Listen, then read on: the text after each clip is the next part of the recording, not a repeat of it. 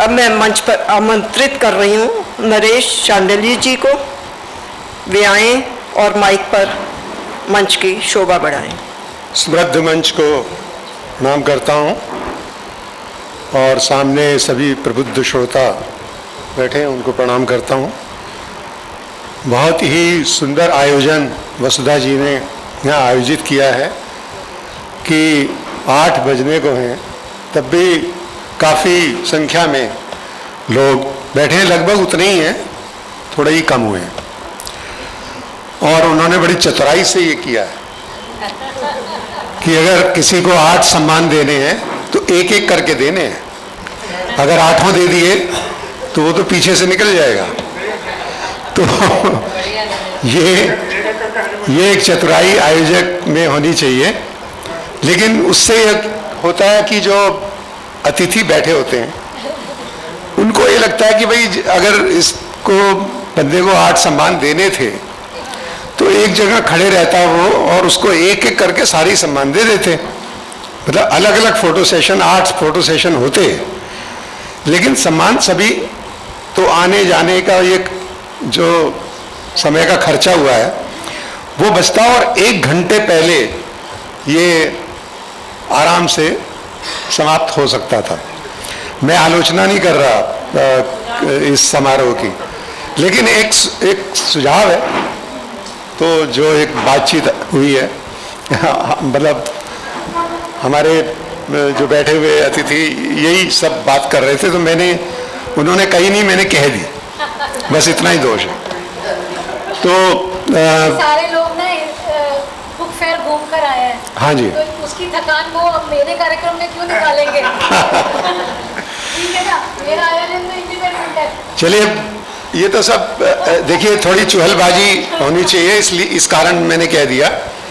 और जहाँ तक बात है लेखकों की कि लिखते हैं जो, तो मैं तो ये कहूँगा कि आप जैसा मतलब कहा प्रभाकर जी ने कि आप उत्कृष्टता चाहिए, तो उत्कृष्टता बिल्कुल सही कहा कि आप जब आपका फाड़ने को दिल ना करे जिस रचना को, तब आप करें। लेकिन आलोचना देखो होती रहती है।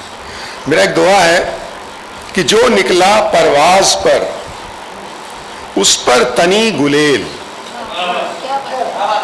जो निकला परवाज पर उस पर तनी गुलेल, यही जगत का कायदा, यही जगत का खेल। तो किसी भी आलोचना से घबराना नहीं चाहिए। लेखक हो तो आलोचना तुम्हें समृद्ध करती है। और एक आलोचना पर ही एक छोटी सी रचना सुनाकर मैं अपनी जगह लूंगा कि उसने मेरे पसीने को पानी कहा, मैं चुप रहा। उसने मेरे पसीने को पानी कहा, मैं चुप रहा। उसने मेरे आंसू को पानी कहा, मैं चुप रहा। उसने मेरे पसीने को पानी कहा, मैं चुप रहा। उसने मेरे आंसू को पानी कहा, मैं चुप रहा। उसने मेरे खून को पानी कहा, मैं चुप रहा। उसने मेरे पसीने को पानी कहा, मैं चुप रहा। उसने मेरे आंसू को पानी कहा, मैं चुप रहा। उसने मेरे खून को पानी कहा, मैं चुप रहा। लेकिन जब उसने अपनी लार को भी लावा कहा, लेकिन जब उसने अपनी लार को भी लावा कहा तो मैं चुप नहीं रहा। भिजे हुए दांतों और कसी हुई मुट्ठियों के साथ मैं मुड़ा, मुस्कुराया और चल दिया आगे। धन्यवाद। मैं सुना देता हूँ। असल में समय की बंदिश है वो। देखिए, वसुधा जी जो काम कर रही हैं तो उसको मैं एक दोहे में कहता हूँ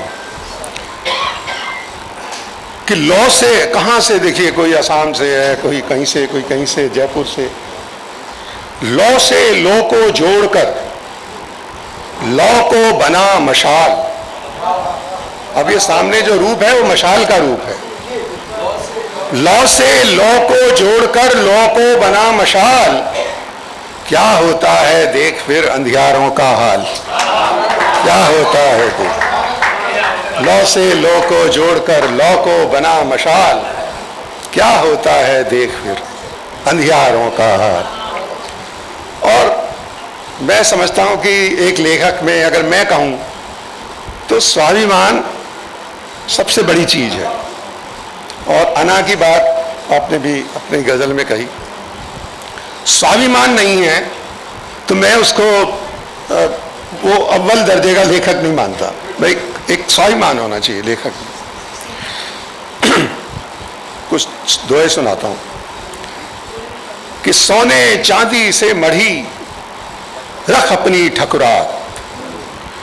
कोई तुम्हें कुछ भी, वो है ना, चाहे सोने के फ्रेम में जड़ दो, आईना झूठ बोलता ही नहीं, वो स्वाभिमान होना चाहिए। लेकिन सोने चांदी से मढ़ी रख अपनी ठकुरात, मेरे देवी देवता कागज कलम दवात। मेरे देवी देवता कागज कलम दवात। और एक दोहा देखें कि बेशक, और जो लेखक होगा स्वाभिमान होगा तो वो नहीं देखेगा ऊपर मोदी बैठा है कि शाह बैठा है कि इंदिरा गांधी बैठी थी या कोई कुछ नहीं, वो अपना काम करता है, पॉजिटिव एक लकीर खींच रहा है वो। कि बेशक होगा शाह वो मैं अलमस्त फकीर, बेशक होगा शाह वो मैं अलमस्त फकीर, उसका पीर कुबेर है मेरा पीर कबीर। उसका पीर कुबेर है मेरा पीर कबीर। और अंत में एक दोहा बोलता हूं कि आप कैसे भगवान के दरबार में भी स्वाभिमान को कायम कर सकते हैं, कायम रख सकते हैं।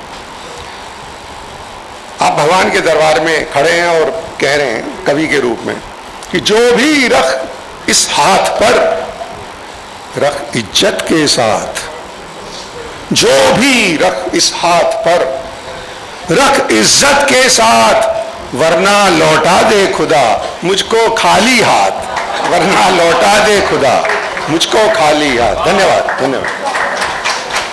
अगर आप ये वीडियो YouTube पर देख रहे हैं तो हमारे चैनल को सब्सक्राइब करें और बेल आइकन को दबाना ना भूलें। अगर आप Facebook पर ये वीडियो देख रहे हैं तो हमारे पेज को लाइक करें।